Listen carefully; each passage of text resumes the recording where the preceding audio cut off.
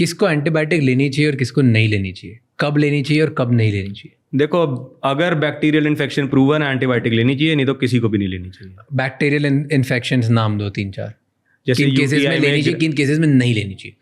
हर bacterial infection में लेनी चाहिए। आपको निमोनिया हो जाए बैक्टीरिया से, डेफिनेटली लेनी चाहिए। वायरल निमोनिया हो जाए, नहीं लेनी चाहिए। आपको यूटीआई हो गया, लेनी चाहिए। प्रोस्टाइटिस हो गया, सेक्सुअली ट्रांसमिटेड इन्फेक्शन बैक्टीरियल्स जिससे होते हैं, तो उन सब में लेनी चाहिए। बट अगर यही एटियोलॉजीज, मतलब यही कॉजेज किसी और ऑर्गेनिज्म से हो रहे हैं, ये नहीं है कि ये सारे जो लिस्ट मैंने दी है ये बैक्टीरिया ही कॉज करता है, ये वायरस भी कॉज कर सकता है, तो उसके लिए उसके स्पेसिफिक टेस्ट होते हैं। 40 मिनट्स टू 1 डे उसका टर्न अराउंड टाइम है, उसमें पता लग जाता है। तो उसके अकॉर्डिंग आपको ट्रीटमेंट देखना चाहिए। सर, एविडेंस बेस्ड मेडिसिन होनी चाहिए। दिख रहा है तो दे रहे हैं, नहीं दिख रहा है तो नहीं दे रहे हैं। डर लग रहा है तो दे रहे हैं, एविडेंस बेस्ड नहीं है। दिख रहा है तो दे रहे हैं, एविडेंस बेस्ड है। और आजकल दिखता है, 90% केसेस में दिख जाता है। इट्सा है, infectious disease society of America, उनका आर्टिकल है इस चीज़ पे कि पहले फीवर का कॉज 53 to 70% पेशेंट्स में ही दिखता था, अब अराउंड 80 से 90% में पता लग जाता है कि क्या है कॉज। एडवेंट ऑफ मेडिसिन हुआ है, newer RT-PCR based molecular techniques, next generation sequencing आ गई है, जिसमें आप RNAs को पीछे ट्रेस कर लेते हो, DNAs को पीछे ट्रेस करके ऑर्गेनिज्म बता देते हो। तो अवेलेबल सब कुछ है हमारे पास, बट ट्रीटमेंट एविडेंस बेस्ड होना चाहिए।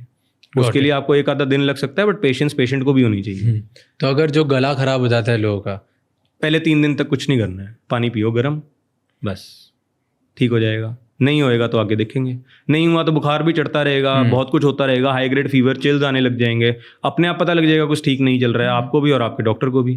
बट पहले दिन से ही एंटीबायोटिक लेना तो मेरे को लगता है कि नॉट राइट। और 3-4 दिन बाद एंटीबायोटिक ले सकते? नहीं नहीं नहीं नहीं नहीं नहीं 3 दिन 4 दिन बाद नहीं ले सकते हो एंटीबायोटिक।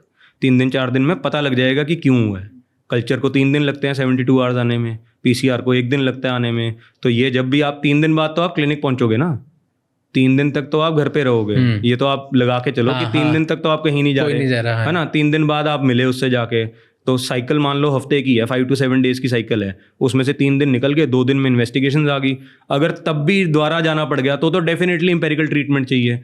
और अगर वापस जाना ही नहीं पड़ा, फिर आप वैसे ही कुछ नहीं ले रहे हो तो कुछ नहीं चाहिए। और अगर उसके बीच में कोई ऑर्गेनिज्म ग्रो हो गया तो खुद फोन आएगा कि आप वापस आओ, हम ये देंगे आपको। और जो सर्दी जुकाम में भी लोग लेते हैं एंटीबायोटिक्स?